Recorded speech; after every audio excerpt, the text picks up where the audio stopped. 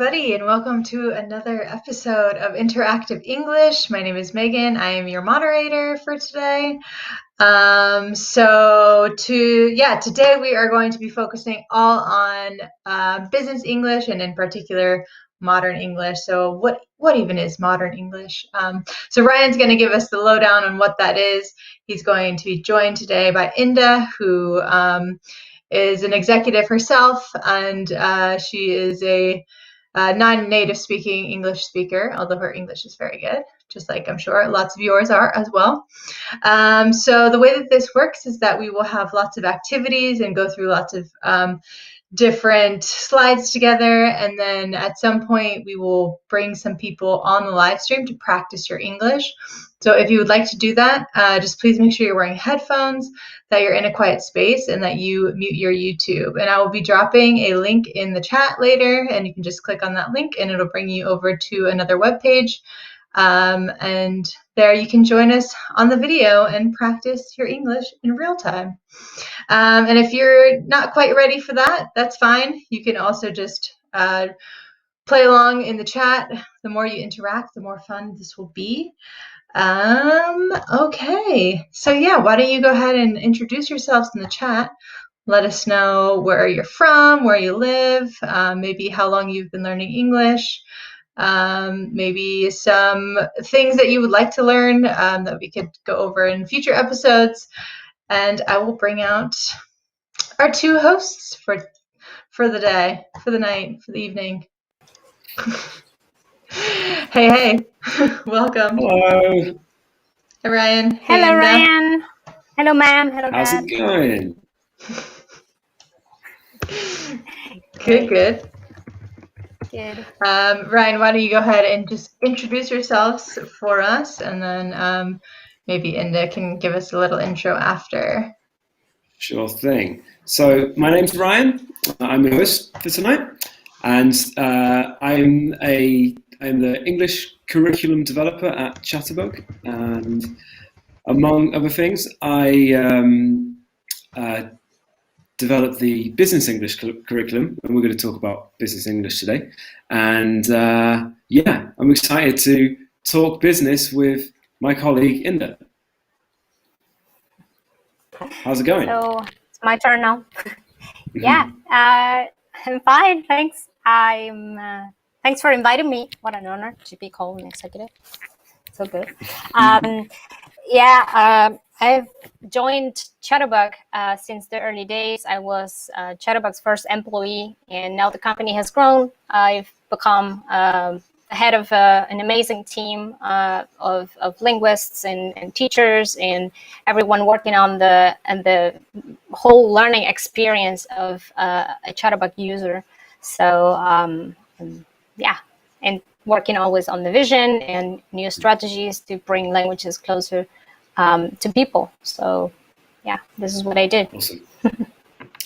Great. So I think you're the perfect person to talk about business English. What is it? What does it mean?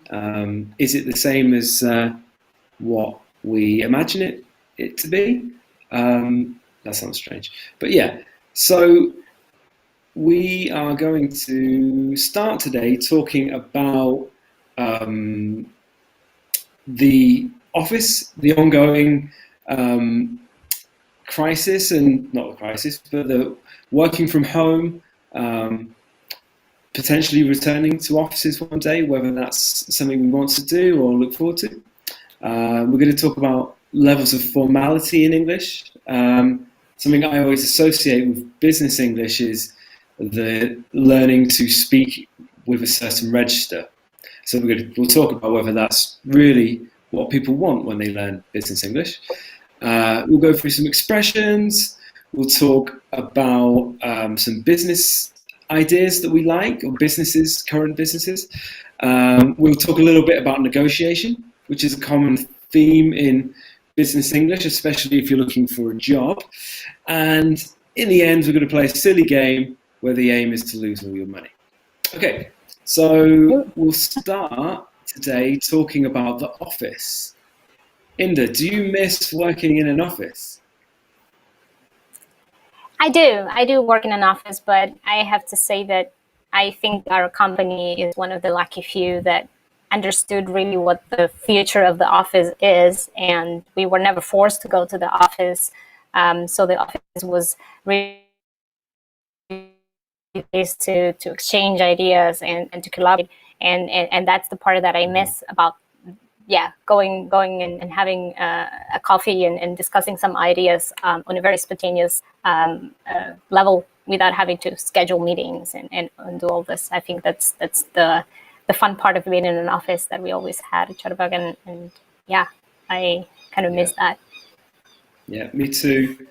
Yeah, exactly. And I think that it's funny because we kind of worked in a way similar to we did quite a bit of home office before, and we got used to that. So I think we kind of got used to the current situation quite quickly. And I think if you could put the first slide on, please, Megan. The title of this article that we both read recently, or not the title. The title is "Why We'll Soon Look Forward to a Day in the Office." But the quotation that I thought was interesting was, "The future of the office is as a theatre of work where you'll be on the receiving end of a massive hit of social interaction and corporate effort to make the best of you." And I thought that was interesting, as you know, you maybe the days of sitting behind a desk for 9 hours straight and really hating the place. Maybe those days have gone, and maybe the office will be reserved for mostly the collaborative things. Do you think that is the way it will go? Yeah, I couldn't but agree more. This is the thing, like once this is over, we won't be able to invent what's happening right now. The remote working cultures that the companies are developing, and I don't think that forcing people to go back to the office on 9 to 5 schedules is going to be a viable solution anymore. People are going to go to the office most likely to have these encounters that bring you closer to the company's values, the company's mission, the ideas, the exchange with colleagues, and then the office has to be reshaped in order to create those environments for those exchanges to happen. The most extreme example being working in a cubicle. It's obviously old school for most of us nowadays, but also some of the other office structures that we have seen, like architecturally speaking, lots of changes I think are going to be there, and I think offices are going to become this event spaces more than I'm going to be working on a subject matter in a focused way. This is probably going to be, for most of us who probably don't have children, can do that at home best, and in the office is the place to collaborate and to be a little bit more on the fun end of whatever you do. So yeah, I think this is very true. I definitely know from experience that it can be hard to really to express ideas and to get feedback on them just through communication apps and over Zoom. It's not the same. So yeah, I look forward to the time when we can go back and at least occasionally and share ideas and collaborate. If I'm pretty sure a lot of people will be maybe a little bit reluctant to go back. A lot of people like working at home and they've been given a freedom that they didn't have before. What do you think offices should do to lure back people, perhaps not full time, but at least occasionally back to the office? Yeah, I think that the big question here is, why do you want people to come back to the office? What's the benefit for companies? Because some companies have gone entirely remote, like Shopify, and they did this even before this pandemic. They started kind of having this remote culture very, very present in their daily work, and I don't think that having to lure people to come every day to the office is a good strategy necessarily. As a manager, it actually came to shock me that it's easier to see who in your team is performing well and who isn't in times of home office. Because I feel that the office sometimes can disguise a little bit the lack of productivity of some people, right?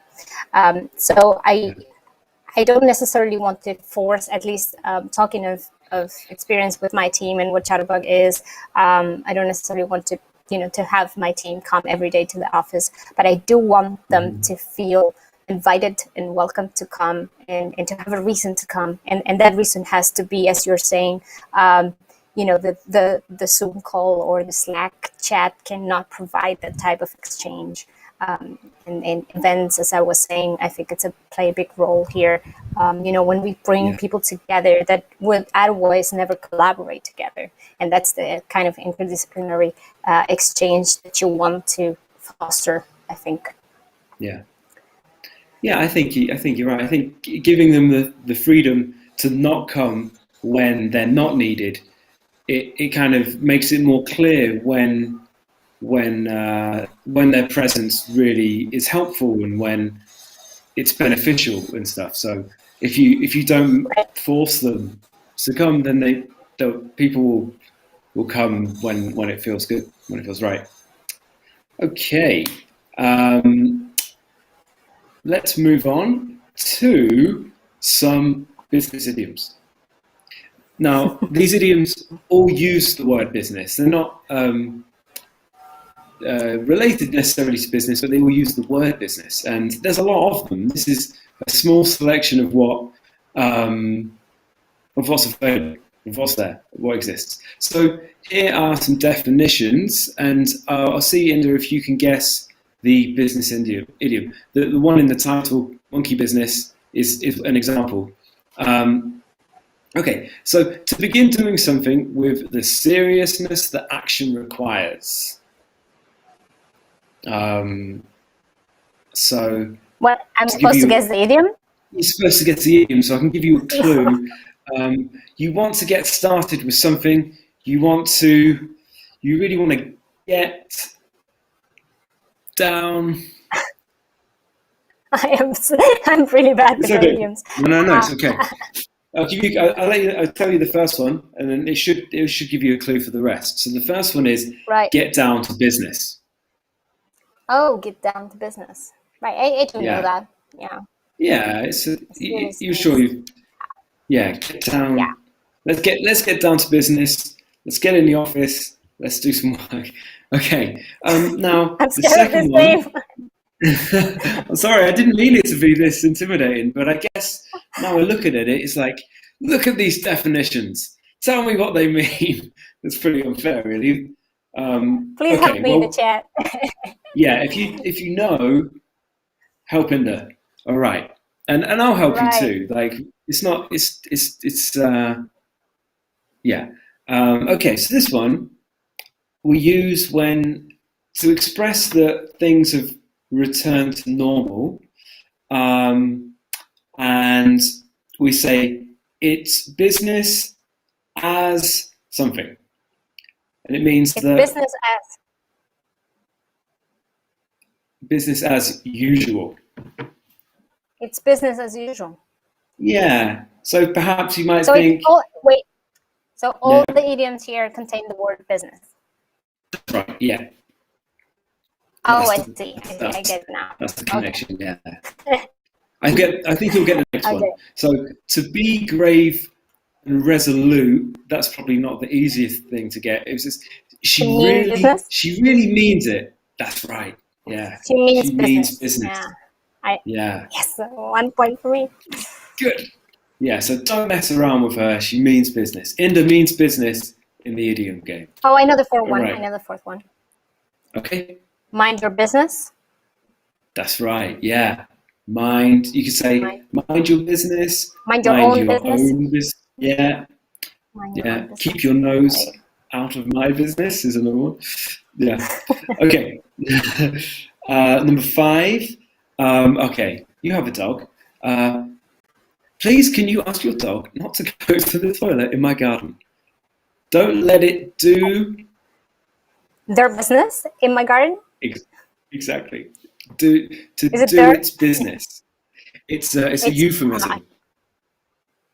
Right. Yeah. At It's least pick business. it up. Well, it's her business. It's a Her business, yeah. Okay, the number 6. To do whatever is necessary to resolve something. Let's get Jake involved. Serious business? He'll... Some serious business? Do some serious business? No, it means like to get the job done. Real business? I'm just guessing now. I don't know. It's to take care of business. Oh, to take care of business. Take care. Yeah. That didn't seem like an idiom, though. I'd refute this one. That's a good point. Is that an idiom? Maybe the audience. I don't think so. No, I guess not. Take care. Sorry, the linguist in me is thinking now. That's right, because it's quite literal, isn't it? Take care of your affairs, your business. Okay. Take care. But it's still a useful phrase. So. Yes. Number 7. Work or responsibilities should be addressed before fun. Business before pleasure? Absolutely. Good. Yeah? Yeah. And the last one, I think you'll get it. To be one who typically does not do a certain thing. So the first word is not. To be one who typically does not do a certain thing. Mm-hmm. So for me, it might be giving financial advice. You lost me in this one. Yes. Okay. So not in the business. So I say I'm not in the business of giving financial advice. However, maybe you should invest in. Yeah. Huh. Yeah. To say that you're. Yeah, it's not your field of expertise or something you don't typically do. I'm not in the business of leaving meetings early, but I really have to go. Something, I don't know. Huh, cool. Off the top of my head example. Didn't know that one. Okay, so those are business idioms. The next slide has the answers, but I'm not sure if we need it. We can run through them. Get down to business. Get busy. Business as usual. Things are fairly normal. To mean business, you're serious about something. Get your nose out of my business. Please mind your own affairs. To do one's business, the picture of the dog explains it all. Take care of business, to get a job done. Business before pleasure. Finish work before going to the pub. And not in the business of. I'm not in the business of. Okay, I'm thinking of another example for that. Enda? I do think the number 6 is an idiom, though. Now that I'm looking at it, I think you're right. Okay. I think it's an idiom. Okay. It's not, because it's not in the sense of the company, right? It's in the sense of work or something to do. No, yeah, business is in right. An action. So yeah, not in the business of being an expert in idioms. I could say that. That's not a good one. Not in the business. Yeah. I think giving advice, I'm not in the business of giving advice. That would suggest that, I'd rather not do it because, giving advice is kind of risky. So I'm not in the business of giving advice, but I really don't think you should put all of your money on that horse or something like that.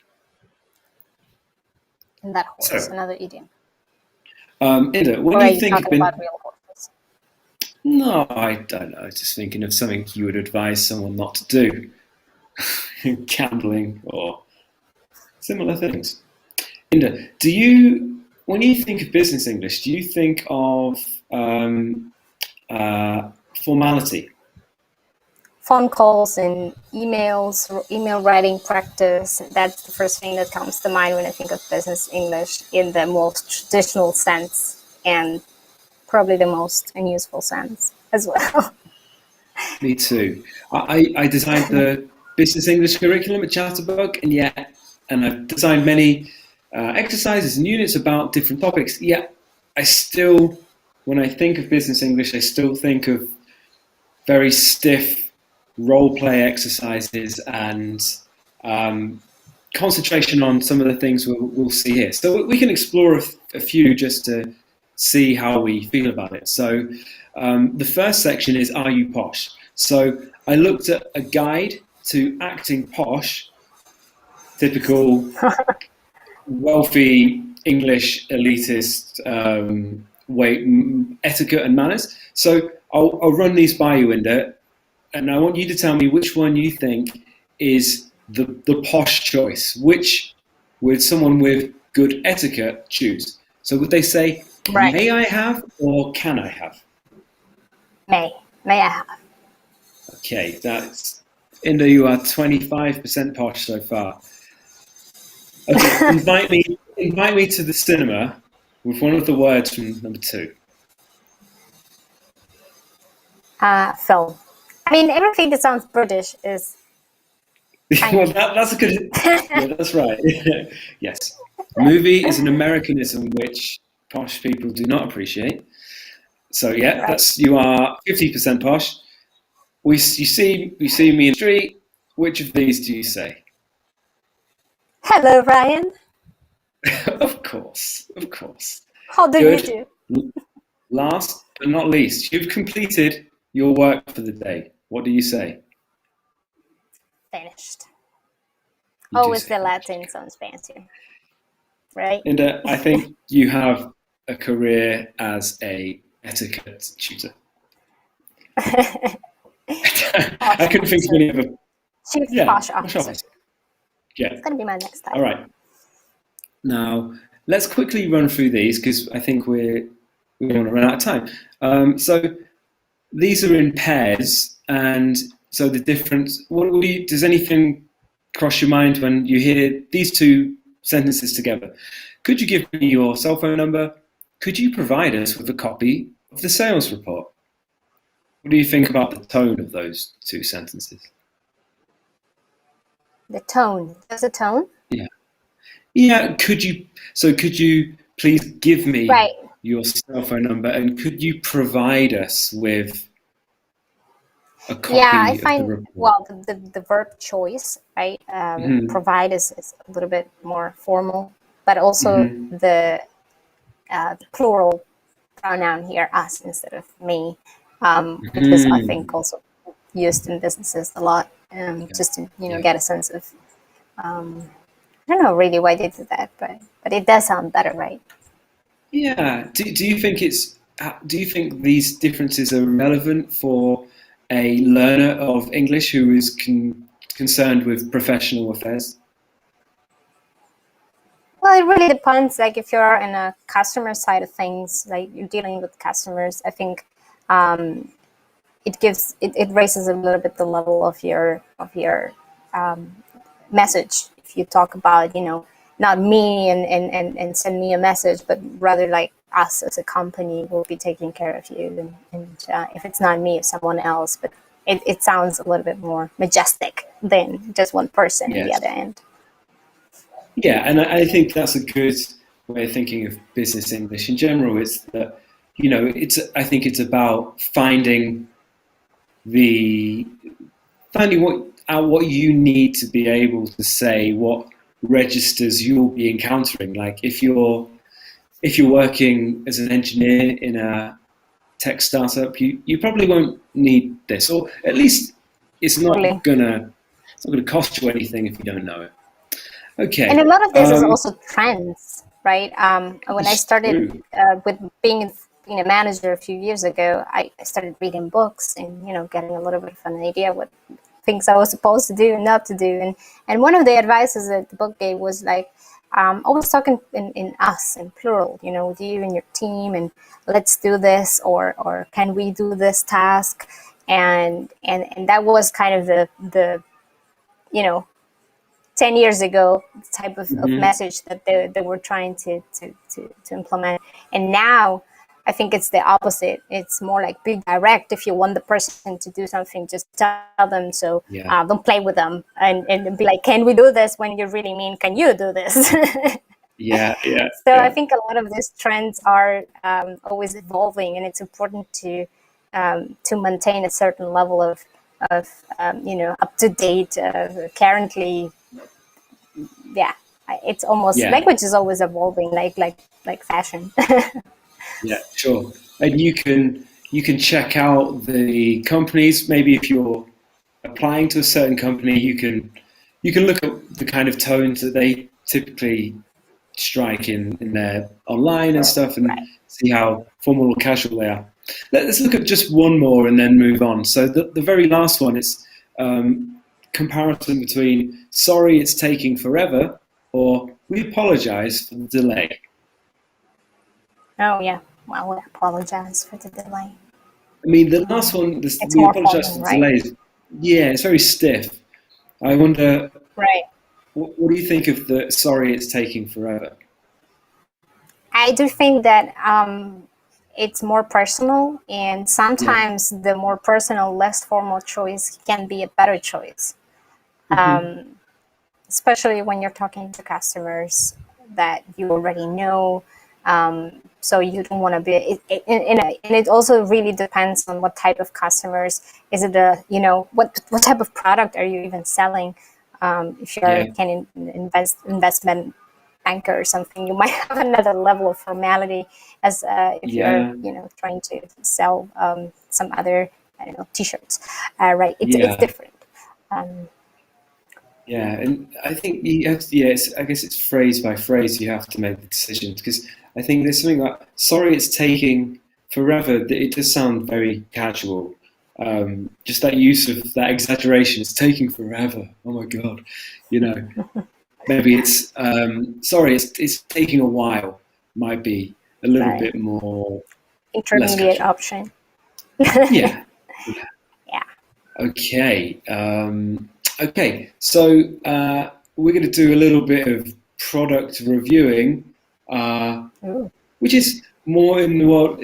I think the purpose of this is to really just to practice describing businesses that we like, or that you like, and I think this kind of language is perhaps more and more important, especially if you work in marketing or branding, other things like that. So, Inda, you were going to tell me about your favorite Apple product from this year or the last year. Apple product.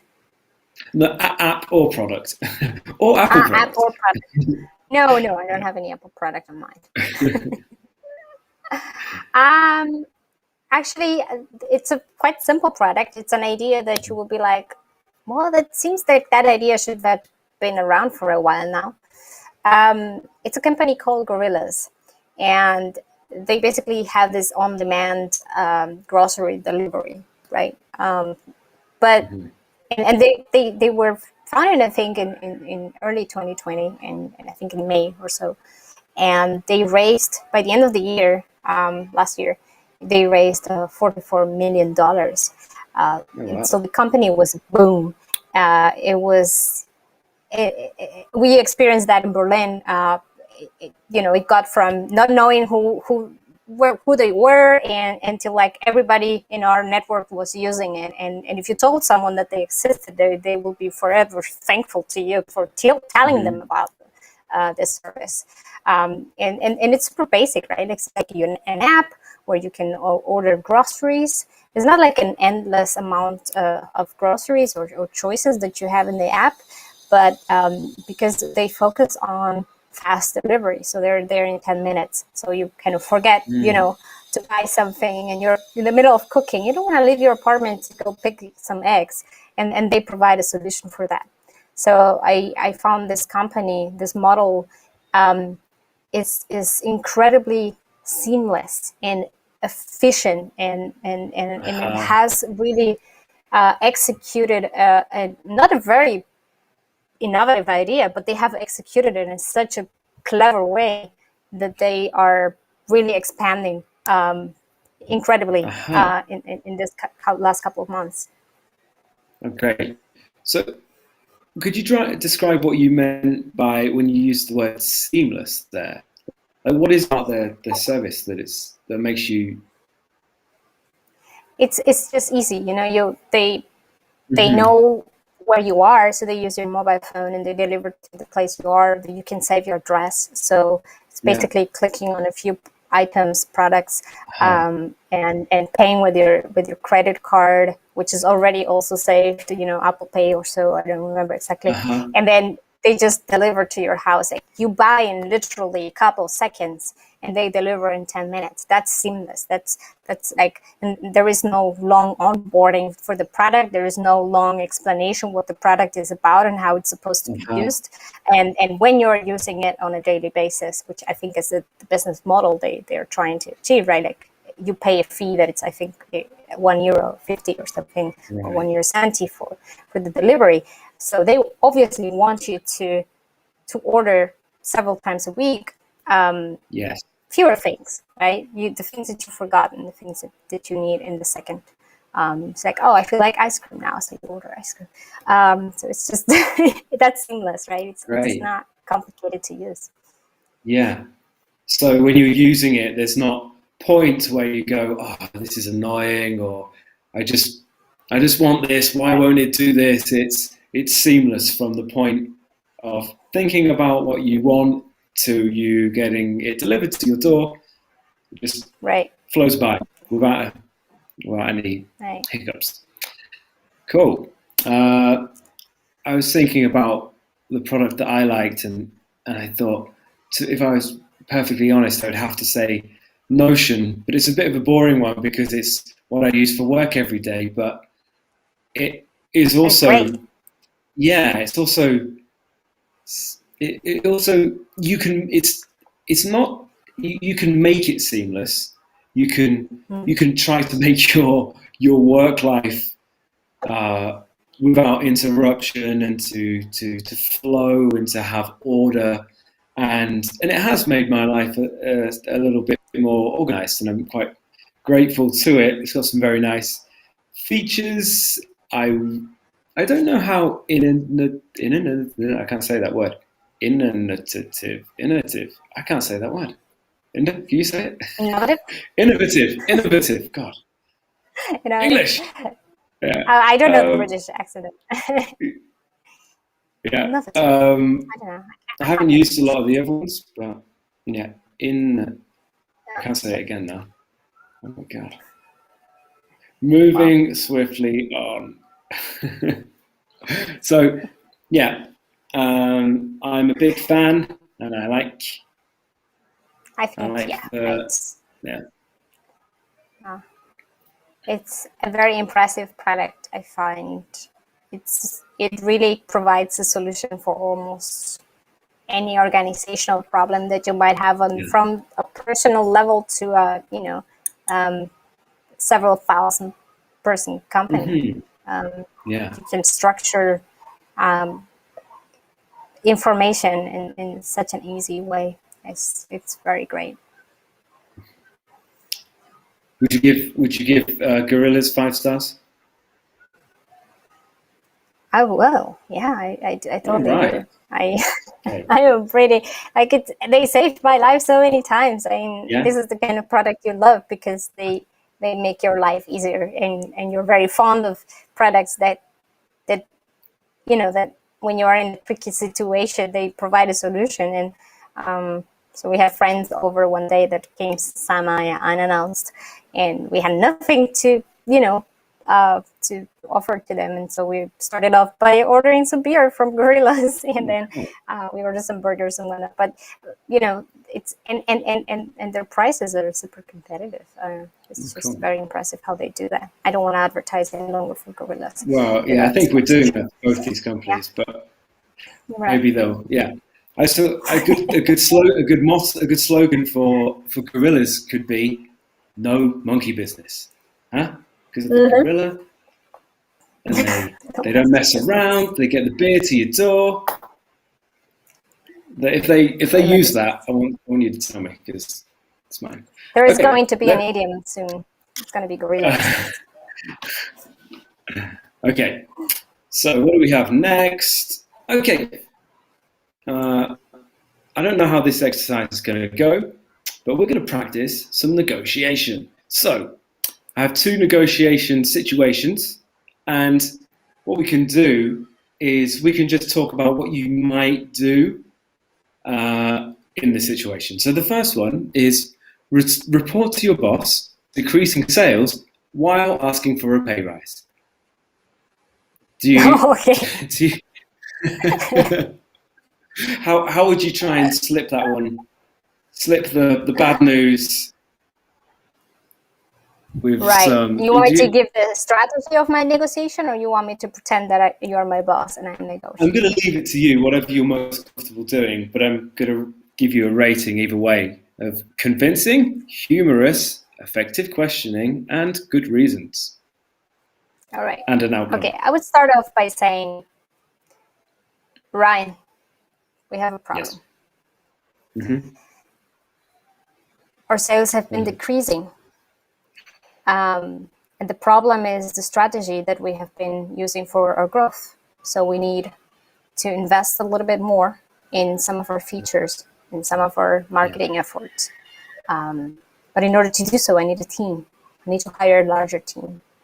I have made a plan how much we would have to invest, and I have a projection of the growth that we will have afterwards. But obviously this will have a big impact on the amount of responsibilities I will be taking on, and the amount of time and pressure I will be committing to this new challenge. And for that, I will ask you also a little raise. Something like that. Convincing, 5 stars. I wanted to give you money before you even asked. Humor is 0. I didn't go for the humorous path. No, I could have, but when you talk about money, it's better to. No, humor was not needed for your strategy. But effective questioning, you didn't ask any questions. No questions, nothing to. Oh, there was, good questioning. Only one question. Did you ask a question? Oh no, you didn't. You just said how. No, you said I'm going to need a raise. Right. Okay. And good reasons. 5 stars for good reasons. This is only because I watch a whole masterclass on negotiation. So thank you. You're right. You're right. Thank you, that's Masterclass. Another endorsement for masterclass. Okay.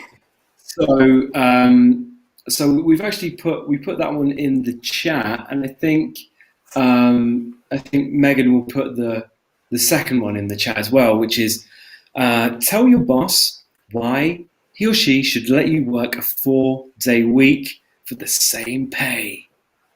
So maybe that means less. Oh yeah, why not? It's 2021. 4 days. Do you want me to do it, or do you want to try? I mean, why don't you do it, and I will play the devil's advocate. That would be me. Okay. Oh hey, and you know what? I just read this article by Albert Einstein. I know he's dead, but he wrote an article about why 5 days a week just is terrible. Companies can't make money, and if you tell your employees only to work Monday through Thursday, I don't know why, but profits just double. And I don't know. I mean, Sounds like a pretty good idea to me. Who am I to argue with Einstein and Abraham Lincoln? Sorry, the humorous part gets lots of stars. Okay.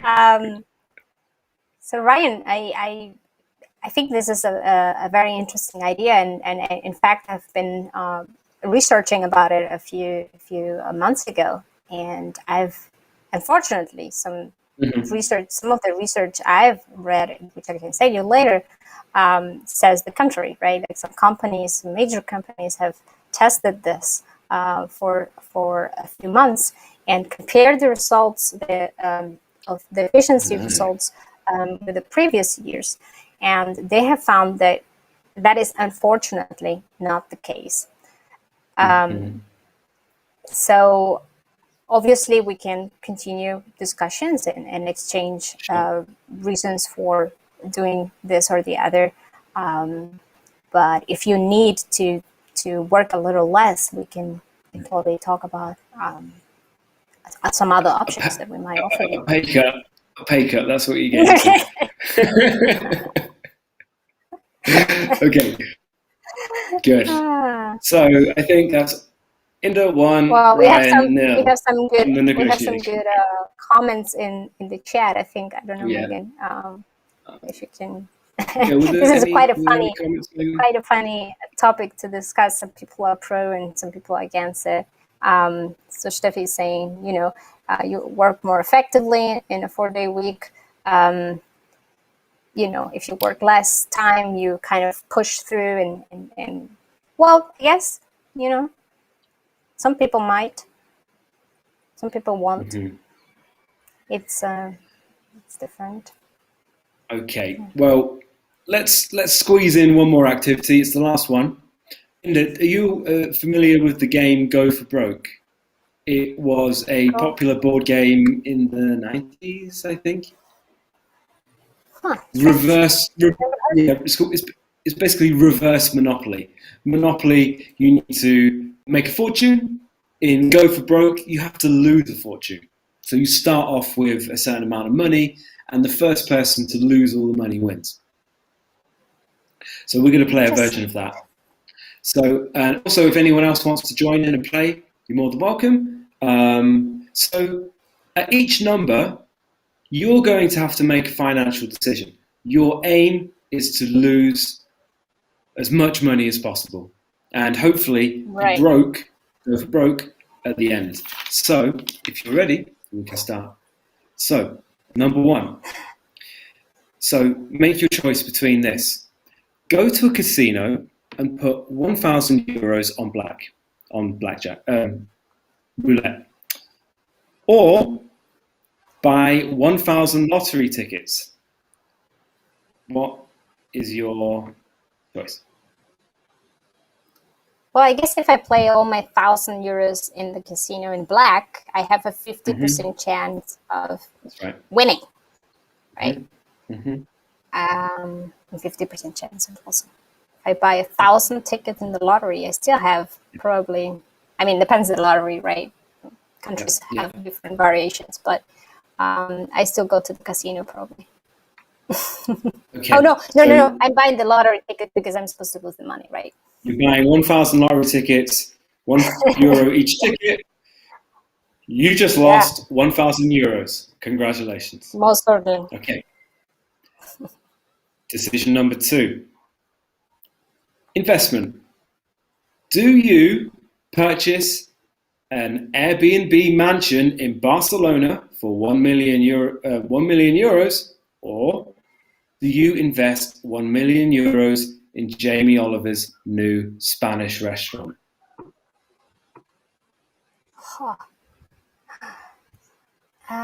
It depends. If the mansion is in the ocean, like ocean view, it's probably, I don't know, it depends. Factors in here. You've got to make the bad decision, remember. Right, bad decision. It's probably the mansion. What kind of? It's not going to generate any cash flow. So your choice is mansion. I think so. Yeah. Okay. Is that the right choice? The coronavirus is over. Everyone is immunized. Everyone's going on holiday. You have just doubled your profit. I'm sorry. You have just gained €1 million. Had you, on the other hand, invested with Jamie Oliver, you would have lost, obviously, you would have lost €1 million. That's a little dig at Jamie Oliver. I'm sorry, Jamie. Okay. Next. Because of coronavirus. Well, his Italian restaurants didn't do too well, did they? They all closed in England. Oh, really? But I'm sure he'll bounce back. Okay. Decision number 3. Okay, this is investment in tech. So, do you invest? I don't know how much for this one. Do you invest in a door locking app, an app that you can use to lock doors remotely? Or do you invest in a dating app? Now, this dating app, you just have to imagine that it's something new, something that's impressed you. A new concept in dating apps. Which do you choose to lose money? Oh my gosh, I don't know. The dating app market is crowded. I don't know how much money they make. They don't make a lot of money, do they? It's hard. I don't even know what the business model is. Yeah, the app, the dating app. The dating app. You have made a bad decision, or a good one. The corona is over. Everyone's dating again. You should have gone the door locking app because it malfunctioned, or they malfunctioned, all the locks, and they were sued. And you would have lost lots of money, which is the end. Okay. One more. I can't help it. I am also not making money. You are. You're not. You weren't made to be a. This game is not for me. What's the opposite of an entrepreneur? Well, a bad entrepreneur, I guess.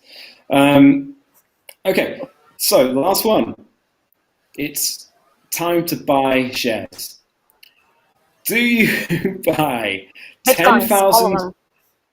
Well, this is 10,000 shares in GameStop, a brick and mortar computer game business, or 10,000 shares in Nokia, the makers of burner phones. Well, they used to. I don't know what they do now, but they used to make mobile phones. Right. Yeah. Nokia. Huh. Forgot about that company. So do you know? Do you know about? Did you follow the whole GameStop thing? No, fortunately not. Okay. This is slightly related to that, but it's all good. You can. So which one would lose you more money? Investing in a video game store or a out-of-date mobile phone business? A mobile phone business? It seems like a trick question because it's kind of obvious. Question. Right? Yeah. Yeah. So I'll explain the answers. Right. I'll explain the answers for the people. Yeah, go. Okay, no, go. Okay, the game then, because I know you, Ryan. I know you too well. You're tricking me into this. Okay, GameStop. Lots of people have made money in GameStop. Lots of people have lost money. Okay, so the answer was, for GameStop, you won money because the scenario is you got rid of your stock when it was at its highest. You win €350,000. The losing one was going to be Nokia, which is because it's a bubble. You held on to your stock for too long and the price has crashed and you lost all your money. So Nokia would have won in this scenario. So if people are watching at home and they've been following the GameStop thing, then that's that. And that concludes our episode of Business English Chat with Inda. Right. If you want more financial advice from me, drop me a message. Yes. Seems like I'm the right person. Yeah. And this is, I think, not a bad idea. That last game was was great. Cool. Well, thanks, Inda, for joining us today. I hope that you had some fun and that you learned some new things about idioms and business. Business No, idioms. business idioms. And thanks for everybody who joined us in the chat today. There was lots of interaction, which was great, and lots of great conversations. So we hope everybody enjoyed it. We do this every 2 weeks, so join us again in 2 weeks for a different topic. If there's something that you're interested in learning about or hearing about, let us know, drop it in the chat, and we will make sure that we could create a fun topic around it. So quickly, just going to let you know who we are. So we are Chatterbug. We're an online language learning platform. We have one-on-one live lessons with native speakers, as well as self-study. So we have media and writings and flashcard study and all types of stuff, everything that you could possibly need, all in one place. So if you're interested in trying us out, we have a 2-week free trial. And if you use this code here, which is also down below, you can get 25% off your first month. And that free trial also comes with a free live lesson. So try us out. Won't hurt. We promise you won't regret it. And see you guys next time. Cool. Have a good evening. See ya. Bye. Thank you. Bye. Bye. Thanks for having me.